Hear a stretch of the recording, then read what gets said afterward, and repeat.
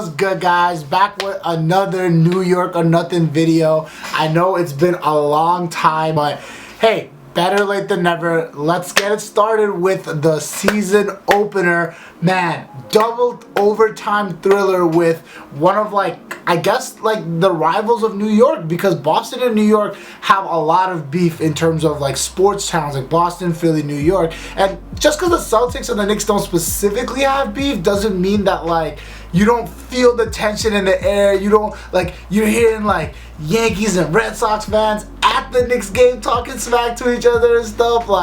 You know it's going to be a supercharged game, and it was just awesome. The first game at the Garden, home opener. If all the games are anything like this, man, I might have to start smoking cigarettes or something, because sheesh, that game was stressful. If you thought after the regulation that we were going to win the game, you got balls of steel. If you thought after the first overtime we were still gonna win the game, you got fucking balls of steel, man, because I was shaking. Holy crap, that game had my blood pressure through the roof. Let's get the bad stuff out of the way. I don't want to focus on it too much, but what was going on at the end of regulation? The Knicks were not fouling. They were very sloppy with the ball, and I was really frustrated that we didn't get that the team wasn't fouling at the last play. They were up 3 points, and you just foul, let the other team shoot 2 free throws, let them make it, and then you have possession again. You get fouled again, shave off some time from the clock, but it was a weird situation. Tom Thibodeau after the game said that they wanted to foul, but after Tatum fell down, things got choppy. Marcus Smart makes that shot off really poor Kemba defense, some bad decision making from Evan Fournier, and I feel like the Knicks should not have won that game. The way Boston was really coming alive, getting hot from the three, it just didn't look like the Knicks deserved to win that game. But hey, a dub is a dub. I'm not complaining. Evan Fournier went supernova in the overtimes. The Knicks pulled through. I'm happy to just win.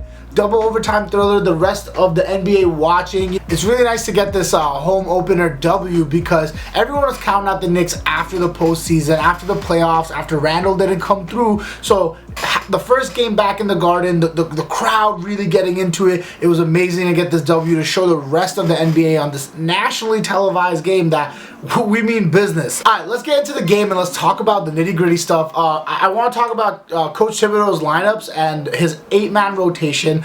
He's a coach that's known to play that type of tight rotation. Last year we saw him have a little bit of a longer leash going into 10-man rotation, getting the most out of the players. That's why we were really surprised last year to see him play Emmanuel Quickley, Obi Toppin as much as he did. I'm really excited to see the lineups that he tries out. I know it was out of necessity because Nerlens Noel was out due to hamstring issues, and Taj Gibson, congratulations, had his first child. That's why he was out due to personal reasons. It was nice to see Mitchell Robinson play majority of the minutes and show that he's very important to our roster, very important to our team. More about him later. We had a lot of center minutes come from Obi Toppin and Randle, going with a small ball lineup. Even though it was out of necessity, it was still really cool to see Tom Thibodeau try that out while still being in his 8-man rotation. He mostly gave Kemba, Evan, RJ, Randle, and Mitch majority of the minutes on the floor, switching it up a little bit in between. We didn't really get a lot out of Quickley, but we got Derrick Rose being really aggressive through the game, but not really making a lot of shots, but making it the shot when it counts in the double overtime when he got subbed in for Kemba. A fresh set of legs really was the difference maker at the end of the game, because the second overtime was just players seeing which team could last longer out there, which team still had it, because you saw the Celtics got a few possessions at that last buzzer. They just couldn't make shots. They were just really tired playing that many minutes. Let's start talking about our players by welcoming our latest additions to our team, Kemba Walker and Evan Fournier. It was wild to see them play against their former team. I think it gave Evan Fournier a little bit more pep in his step, a little bit more juice, and that's what really got it done. He was not trying to lose to his former team. I don't really like his defensive approach as much as Reggie Bullock's. I know that comparison is going to happen a lot because he basically took over Reggie Bullock's role, but what he brings to the table in offensive ability more than makes up for what he doesn't have on the defensive end. He was Jaylen Brown's primary defender. Sometimes RJ and sometimes Randle rotated onto Jaylen Brown, but you saw Jaylen Brown basically torch us, go for like 46 points on his first night back, coming back from COVID, and barely coming from 10 days recovered from COVID, and he went off on us. The Celtics, they have this really amazing core of Jaylen and Jason Tatum, where they have these two of the arguable top 10 wings in the league, and you can start the game playing both of them and then just keep messing around with the lineups, have Jaylen Brown play with the bench unit, and then have Tatum come back in later when Jaylen needs a rest. They have a really good thing going on, and it was definitely a tough assignment to guard them. Let's talk a little bit about Kemba Walker and his genuine Garden debut, regular season debut. I feel like Kemba needs a little bit of time with Tom. He really needs to get into the mentality of a Tom Thibodeau team. He's always been this cheerful, happy, glee guy, and I'm happy for that, but I just really need to see him take this game much more seriously. Like, if you can't tell, Randle, RJ, like, the team that represents us, these guys are guys who just put their head down and get to work. I know Kemba has this name that precedes him and a lot of hype behind him, but I need a little bit more from him on the defensive end. I need his head to just be in the game a little bit more. He almost cost us the game with some just poor decision making on the defensive end, and hopefully playing for Tom Thibodeau really changes that, and I really do believe it will change that. I don't want to violate Kemba too much. It's just the first game of the season, and I'm sure he'll get with the program. Derrick Rose played right behind him, and he gave a good balance, just knowing that you have Derrick Rose coming off the bench to make up the minutes for Kemba. It's a blessing. Now that we have our two new members out of the way, let's talk a little bit about our young star, RJ Barrett.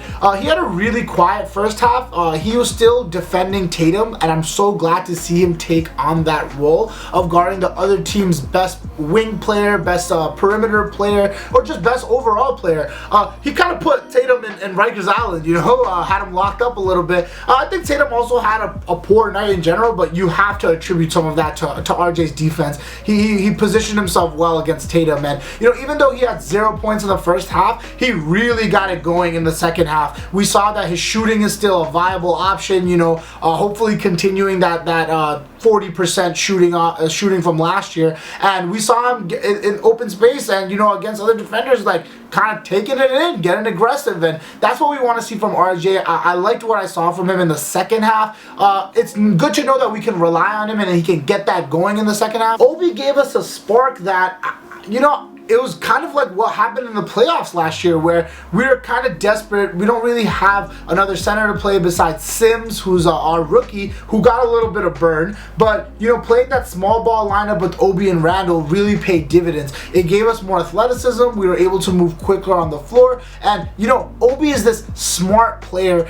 He's such a skilled and athletic player that you just put him in a position to contribute to the team, and he's going to find a way. Mitchell Robinson quietly put up one of his best performances, to be frank, giving us 17 rebounds, 11 points when we really needed them, and some timely putbacks. It just goes to show how much Mitch was missed during that series against Atlanta, especially against such a dominant front court like Clint Capella and John Collins. I really wish we had Mitch last year, but seeing him bulk up a little bit, seeing him get aggressive with the rebounds, he's such a good player. Him and Nerlens Noel, our front court, they just have a chemistry playing under the big man whisperer Kenny Payne. Love what we saw from Mitch, and I'm hoping to get some more of that. Our other big man, Randle, showing, we're picking it back up from right where we took off. Most improved player.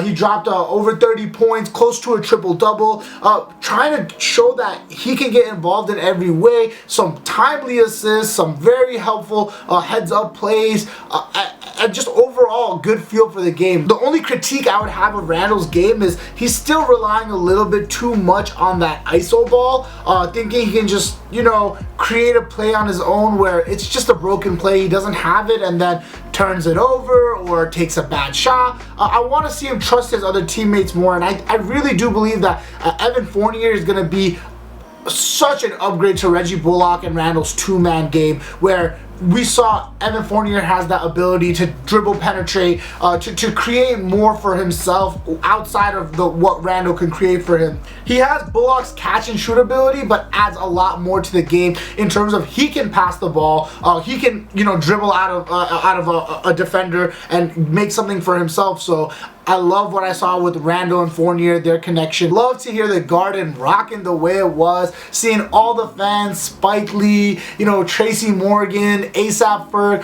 all the celebrities showing out love for, you know, our team for New York. It's been wonderful because the rest of our sports teams are really giving us zero zilch. The Yankees, oh man, getting eliminated by the Red Sox. That's why it was so nice to see us beat Boston in the home opener. You know, Boston losing to the Astros last night and the Knicks, you know, I'm feeling a little good. It does suck though. Like, you know, the Yankees have been bad, the Giants have been bad, the Knicks and Giants have the same amount of wins. Can you believe that right now? So, you know, the Knicks giving us a little, you know, sunshine, hope, a little stability. Who would have thunk it? Appreciate you guys for sticking through the whole video. So glad to be back with you guys. A lot of you guys are giving me support, asking me when I'm going to start doing videos again, what happened. Just to give you guys an update, I was just focused on my applications for school. I'm trying to go back to school, and now that I've submitted my major applications and the Knicks season is back, I'm going to be giving you guys much more time, talking more about basketball, talking more about even the Giants and baseball, whatever happens. I know the Yankees extended Aaron Boone.